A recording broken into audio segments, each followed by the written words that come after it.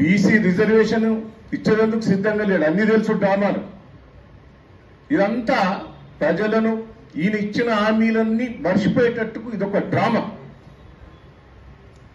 అది కూడా ఇంటి నేను మొదటి అసెంబ్లీలో చెప్పాడు ఆయన క్లియర్ గా, దానికి జవాబు చెప్పలేదు.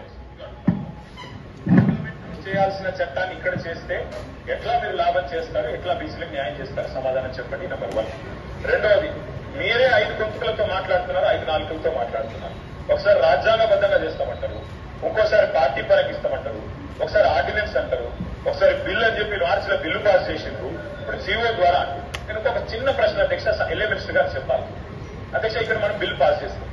బిల్లు ఎట్లా పాస్ అవుతుంది, మన మెజారిటీ ఉంది, మేము అందరూ సపోర్ట్ చేస్తాం, పాస్ అవుతుంది. మరి ఆర్డినెన్స్ మీద సంతకం పెట్టిన గవర్నర్ దీని మీద ఎట్లా సంతకం పెడతారు సార్? నాకు తెలియక అడుగుతాం. ఆర్డినెన్స్ బిల్లు రెండు ఒకటే కదా ఇప్పుడు మనం పెడుతున్న బిల్లు. ఆర్డినెన్స్ మీద సంతకం పెట్టలే గవర్నర్ గారు, మరి బిల్లు మీద ఎట్లా పెడతారని మీరు అనుకుంటున్నారు? ఏ రకంగా మనకి సెప్టెంబర్ 30 లోపల ఎన్నికలు ఎట్లా పూర్తి చేస్తారు, రిజర్వేషన్ ఎట్లా ఇస్తారు, గవర్నర్ సంతకం ఎట్లా పెట్టిస్తారు, ఆయన చెయ్యమని బలవంతంగా పెట్టుకుని సంతకం పెట్టిస్తారా, ఏం చేస్తారు, ఎట్లా చేస్తారు? దయచేసి ప్రభుత్వం చెప్పాలా. ఆర్డినెన్స్ మీరే పంపుతుంది క్యాబినెట్ నుంచి, ఆయన చేయకపోయారు, అభ్యంతరం మీకు చెప్పే దానికి మీరేమైనా సమాధానం చెప్పినా తెలియదు. మళ్ళీ ఈరోజు బిల్లు అంటున్నారు. ఎవరిని మోసం చేయడానికి, ఎందుకు మోసం చేయడానికి? దయచేసి మేము అడుగుతా ఉన్నాం అధ్యక్ష, సమాధానం ప్రభుత్వం చెప్పాలి. నేను కాంగ్రెస్ ప్రభుత్వాన్ని సూటిగా అడుగుతా ఉన్నాను.